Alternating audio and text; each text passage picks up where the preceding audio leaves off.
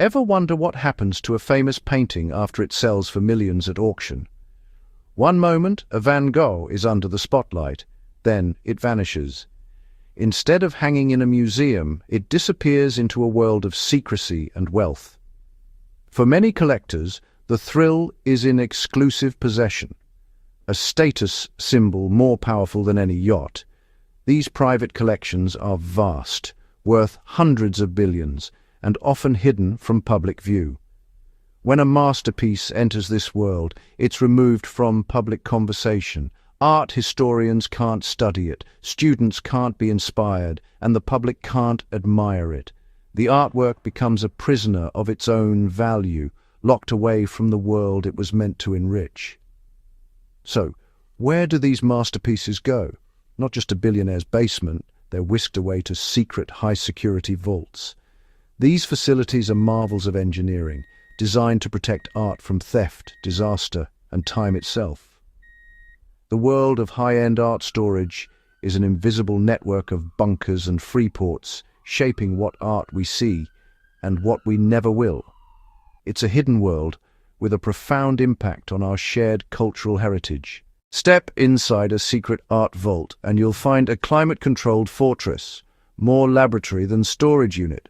Temperature and humidity are precisely regulated to preserve priceless works for generations.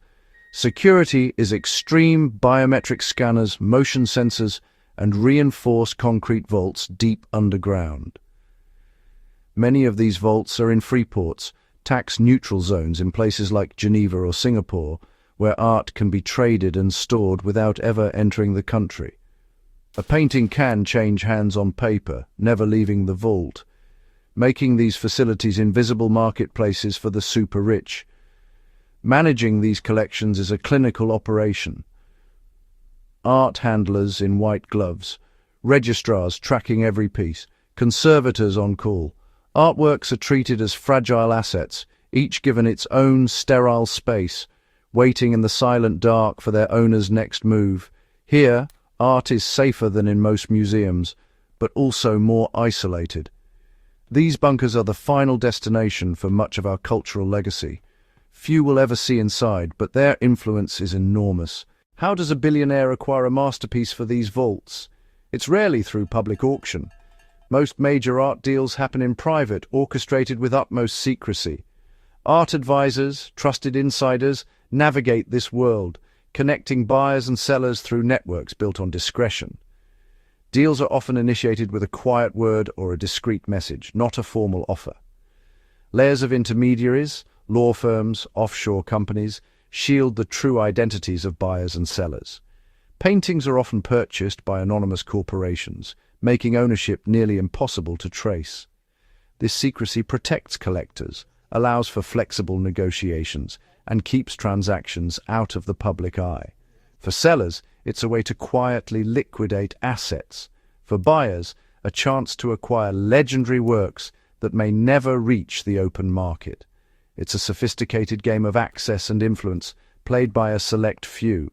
Hiding art in private vaults has a ripple effect on the entire art market.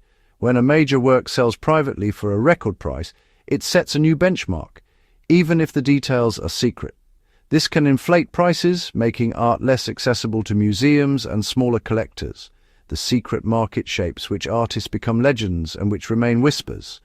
Art becomes a financial asset, a hedge against inflation, a tool for wealth preservation. Freeports and tax advantages make art even more attractive to investors. This financialization changes art's nature, turning it from cultural object to commodity. The tastes of a few wealthy buyers influence what kind of art gets made, often favoring safe, established names. Innovation can be stifled and experimental artists sidelined. The hidden world of art collecting shapes not just the market, but the very direction of art itself. Who should art belong to?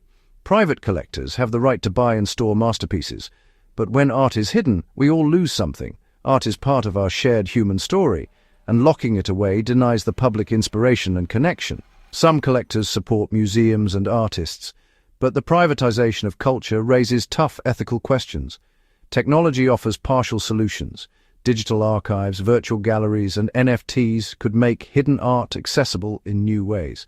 Could digital twins of masterpieces bridge the gap between private ownership and public enjoyment? Ultimately, we must ask, what is our responsibility to cultural heritage? As more art disappears into vaults, we risk narrowing our vision of history and creativity. The silent darkness of the Billionaire's vault holds not just paintings, but a piece of our collective soul. If you enjoyed this video, make sure to subscribe to the channel for more travel guides, hidden gems, and tips to make your next adventure unforgettable.